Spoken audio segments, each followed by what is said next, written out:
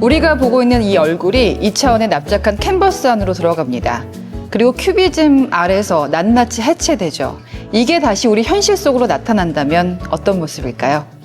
안녕하세요, 빈둥님들, 조수빈입니다. 저는 오늘 문학의 거물, 엄청난 컬렉터의 단독 초대를 받았습니다. 정말 어마어마한 많은 작품들을 소유하고 있는 컬렉터인데 피카소의 오리지널 도예 작품을 잠시 수장고에서 꺼내신 거예요. 그래서 제가 볼 수 있는 기회를 얻었는데, 사실 우리가 살면서 이런 위대한 작품들을 단독으로 볼 수 있는 기회가 거의 없죠. 그래서 우리 빈둥님들과 꼭 나누고 싶어서 제가 카메라를 켜봤습니다. 어떤가요? 와, 이게 경매에 붙여진다면 다 얼마일까요? 전 선물입니다. 솔직히 말씀드리면요, 저는 피카소의 그 전시를 몇 번 봤었는데 좀 볼 때마다 약간 마음 한구석이 조금 불편해지더라고요. 예를 들어서 그를 유명하게 했던 20대 초반의 청색시대 작품들을 보면 뭔가 좀 보고 나면 우울하고 쫙 가라앉는 느낌이 들었고요. 또 평생 수많은 여자들에게 엄청난 상처를 남겼던 나쁜 바람둥이이기도 했죠. 또 프랑스 공산당에 가입하면서 복잡한 정치적 행보를 보이기도 했습니다.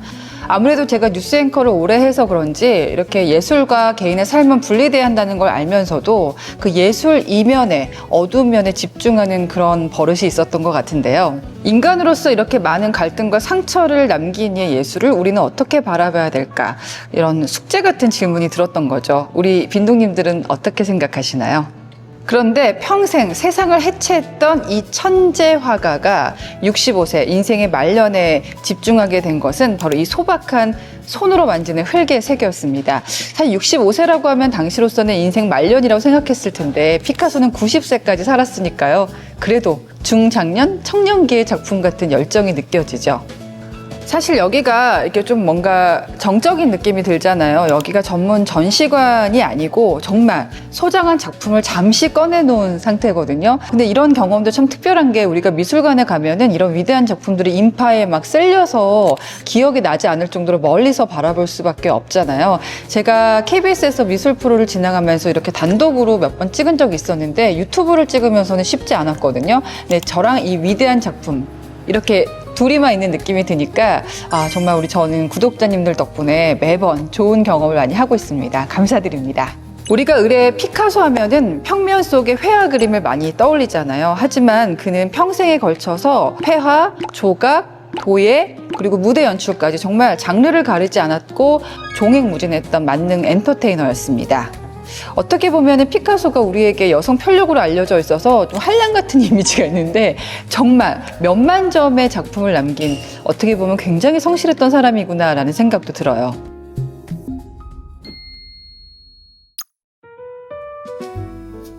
매번 새로운 장르를 개척해 왔는데 그 마지막에 집중했던 게 바로 이 도예였던 거죠. 2차원 캔버스에서 차갑게 분해됐던 그의 날카로운 선들이 말년에 3차원이라는 부드러운 도자기 곡선으로 튀어나오면서 아주 따뜻한 온기를 품게 됐는데요. 자, 이제 이 위대한 도예 작품들 하나하나 살펴보겠습니다. 피카소의 도자기는 왜 특별할까? 세상에 정말 많은 도예 작가들이 있잖아요. 그런데 피카소는 도자기 위에다가 그림을 얹는 수준이 아니라 도자기 자체를 하나의 드로잉이자 그림처럼 다뤘다는 데 특별한 의미가 있습니다. 피카소는 실제로 약간 이런 섹시한 그런 말을 하기도 했는데, 사람들은 여성들의 골반을 보고 도자기를 떠올리지만 나는 아예 도예를 통해서 여성의 신체를 만든다라는 말을 하기도 했죠. 자, 제일 먼저 피카소 도예 작품의 기념비적인 첫 페이지에 해당되는 작품을 보겠습니다. 아울로스의 연주자인데요. 당시 2차 세계대전의 어둠이 끝나고 남프랑스로 피카소가 내려와요. 그때 느꼈던 삶의 환희가 그대로 녹아 있습니다. 고대 그리스의 쌍관피리를 부는 인물의 선을 가만히 봤는데요. 피카소도 어떻게 보면 전쟁에서 살아남은 거잖아요. 그때 억눌렸던 그 감정, 그 자유, 그거를 분출하는 작가 자체의 또 다른 자아를 투영한 작품으로 볼 수 있습니다. 그 옆에 있는 백색 도기 접시는 피카소가 남프랑스 시골 마을에서 자식처럼 애정을 쏟으면서 길렀던 염소 한 마리가 있었거든요. 이름이 에스메랄라였는데 그 여벌구를 표현한 염소 머리입니다. 굉장히 이제 검은 사나물로 대담하고 유쾌하게 슥슥 그려낸 그 터치가 느껴지시나요? 전원 생활의 평화로움이 묻어나는데요. 야, 이 작품을 소장하고 계신 거군요. 그러니까 우리가 생각하는 주전자의 모습이 있잖아요. 그거를 피카소가 워낙에 해체하고 붙이고 이런 작업에 능숙했기 때문에 다른 모양으로 표현을 합니다. 특히 스페인 주전자는 당시 독재 정권 때문에 피카소가 자신의 고향 땅을 밟을 수가 없었거든요. 그런 피카소의 짙은 향수가 스페인 특유의 붉은 토질, 이걸로 되살아났다라고 볼 수가 있습니다. 우리가 부엉이 하면은 부의 상징이다 이런 얘기를 많이 하잖아요. 피카소가 말년에 많이 다뤘던 작품이 바로 새, 그 중에서도 부엉이였습니다. 부엉이를 여러 가지 해석으로 나누는데 저는 그의 제가 오프닝에서 말씀드렸던 피카소의 정치적 행보랑 좀 연결을 시키고 싶어요.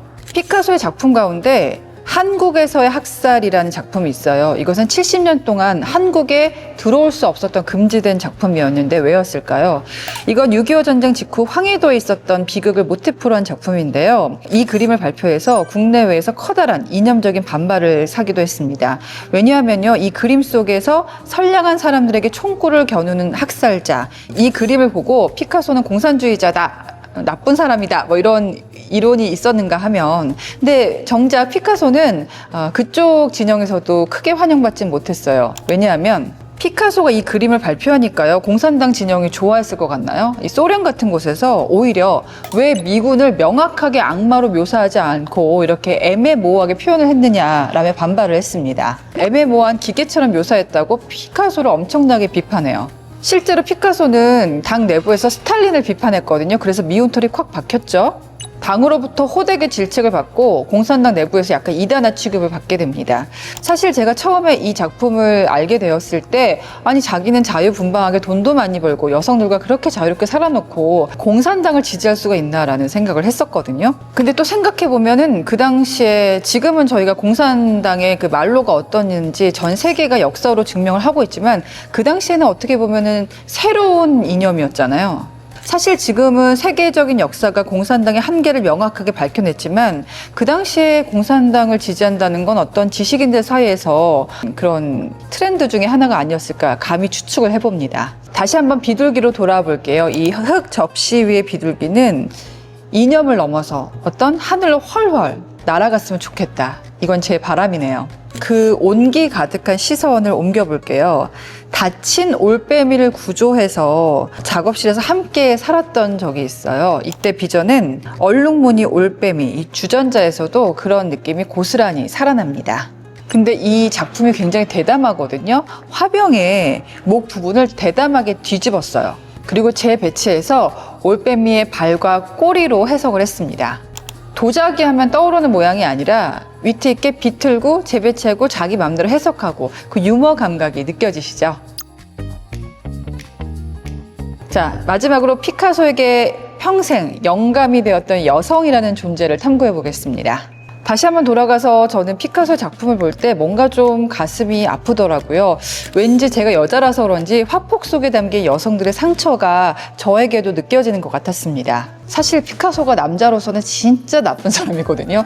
근데 피카소의 외모를 보면 여성들이 도대체 이 피카소에 어떤 마성이 있길래 그렇게 홀렸을까 싶기도 한데요. 정말 똑똑한 여인, 아름다운 여인 할 것 없이 피카소를 위해서 인생을 던진 여자들이 진짜 많았잖아요. 그 연애사를 쭉 둘러보면은 진짜 막 미성년자였던 소녀도 있고요. 아, 정말 뭐 말로 할 수가 없어요. 그래서 어떻게 보면 이 사람은 한 여자를 사랑한다는 게 그 여자의 영혼을 지배하고 또 똑똑한 여자를 할지라도 갈기갈기 해체해내야지 직성이 풀리는 정말 결핍이 많은 나쁜 남자 전형이었다는 생각이 듭니다. 여러분 그런 사랑 하고 싶으세요? 저는 거절하겠습니다. 그러면 피카소가 왜 이렇게 나쁜 남자가 됐을까? 뭐 성장기도 있겠지만 그 결핍을 20대에서 한번 단서를 얻어볼게요. 20살 무렵에 절친이 실연을 당해요. 그리고 피카소 눈앞에서 권총 자살을 합니다. 트라우마와 죄책감이 그를 사로잡았는데 그거를 끌고 온 게 바로 청색시대입니다. 그는 사랑이라는 거는 상대 영혼을 갈갈이 찢고 지배해야 되는 거라고 생각하지 않았을까 싶어요. 그 피해자들이 너무 많지만 대표적인 인물이 마리 테레즈와 또 도라 마르였죠. 나쁜 사람이에요. 피카소가 45살에 17소녀를 만나요. 마리 테레즈 빌터인데요. 그녀의 젊음을 탐닉하면서 정말 많은 명작을 남겼습니다. 하지만 그녀가 역시 나이가 들자 차갑게 외면해버렸는데요. 근데 진짜 이게 기가 막힌 게 이별할 때 무슨 말 했는지 알아요? 너는 나와 함께 역사 속의 인물이 될 테니까 너무 슬퍼하지 말래요. 이건 무슨 이런 잔인한 말을 남겼고, 근데 저는 그 마리 테레즈가 그렇게 너무 앞날이 창창한 소녀인데 처음 만난 남자가 피카소잖아요. 평생 피카소라는 감옥 안에 살다가 나중에 나이가 들어서 피카소가 죽었다는 얘기를 듣고 스스로 자살로 생을 마감한 아주 안타까운 여성입니다. 저는 그 피카소 작품 속의 마리 테레즈를 보면 그 어린 소녀의 아픔 같은 게 막 느껴져서 왜 내가 그렇게 가슴이 아픈지 모르겠더라고요. 그 중에 또 짚어볼 만한 연인이 31살에 만났던 지적인 사진작가 도라 마르였습니다. 그 여자 굉장히 똑똑하거든요. 그리고 그의 피카소의 작업 장면을 다 기록하면서 많이 남겼는데 희한한 게 피카소는 이 여성을 그렇게 똑똑한 여잔데 존중하지 않았어요. 그녀를 늘 기괴하게 그리면서 그녀의 자존감을 짓밟았습니다. 특히 테레사와 도라 마르가 몸싸움을 벌인 일이 있었거든요. 야, 피카소가 그렇게 매력 있니 얘들아? 그때 피카소가 뭐라고 했냐면, 야, 너랑 자느니 매춘부랑 하는 게 낫겠다. 최악이죠. 참, 이런 사랑을 한다는 건 영혼을 부정당한 거잖아요. 도라 마르는 실제로 정신질환을 앓기도 했습니다. 그의 비극들을 알고 나면 그의 예술작품을 볼 때 뭔가 그 아픔이 느껴져요. 영혼을 쥐어짜인 여성들의 그 눈물? 이런 게 박제된 것 같아서 저는 마음이 좀 그렇더라고요. 자, 그랬던 희대의 바람둥이의 마지막 연애는 어땠을까요? 여러분 눈앞에 자클린의 옆모습을 보여드릴게요. 65살의 피카소가 도자기를 만들러 그 도예 마을을 방문을 해요. 프랑스에서. 그때 27살의 이혼녀이자 도자기 매장의 직원이었던 자클린을 만나게 됩니다. 야, 여기도 좀 나이 차이가 많이 납니다. 44살의 나이 차이를 극복하고 사랑에 빠지는데요. 그리고 이 희대의 바람둥이가 마지막 20년을 이 여성과 함께 보냅니다. 근데 차이를 아시겠어요? 이전에 뭐 테레사나 도라 마르 같은 그 이전에 사귀었던 여자들의 얼굴과는 좀 달리 자클린의 얼굴은 뭔가 따뜻하고 온화한 느낌이 많아요.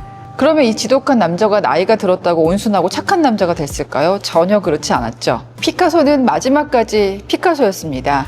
그는 자클린을 외부와 완전히 통제를 해요. 대저택에 자기 스스로가 은둔을 했고요. 그녀를 자기의 비서이자 간병인으로 독점적으로 장악했습니다. 물론 여기에 대한 해석은 여러 가지가 있어요. 피카소가 자클린을 컨트롤했다는 얘기도 있고, 자클린이 똑똑한 여자라서 피카소를 완전히 사로잡았다는 얘기도 있는데요. 그러니까 그런 스토리를 알고 나면 이 평화로워 보이는 백색 선들이 좀 여러 가지로 해석이 되거든요.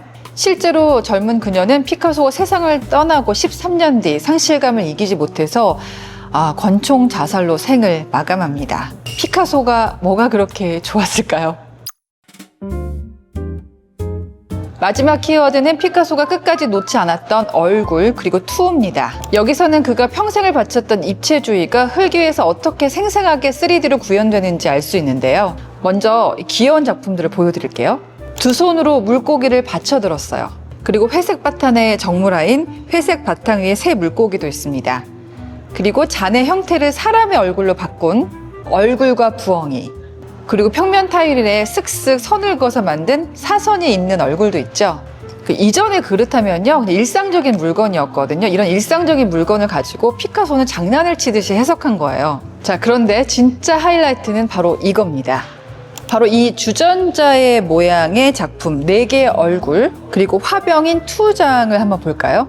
이 작품들은 가만히 서서 보면 절대 안 되고 360도로 돌면서 봐야 돼요. 곡면을 따라서 보다 보면요, 주전자의 각도에 따라서 각기 다른 4사람의 표정이 나타납니다. 화병 둘레를 따라서는 2장의 긴박한 순간이 파노라마처럼 이어지는데요. 내가 움직이고 시선이 바뀔 때마다 도자기는 멈춰 있는 거잖아요. 그런데 살아 움직이면서 끊임없이 새로운 이야기를 만들어냅니다. 젊은 시절에 피카소는 3차원의 입체를 평면에 옮기겠다면서 그 2차원의 캔버스 위에서 쪼개고 해체하고 붙이고를 반복합니다. 그랬던 그가 말년에 이르러서야 진짜 3차원인 도자기 곡면 위에서 그 입체주의를 완벽하게 완성시킨 거죠.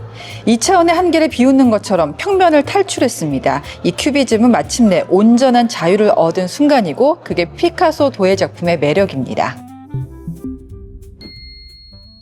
이렇게 엄청난 오리지널 작품들을 저희를 위해서 공개해 주신 소장자는 과연 누구일까요? 정체를 공개합니다. 바로 이랜드인데요.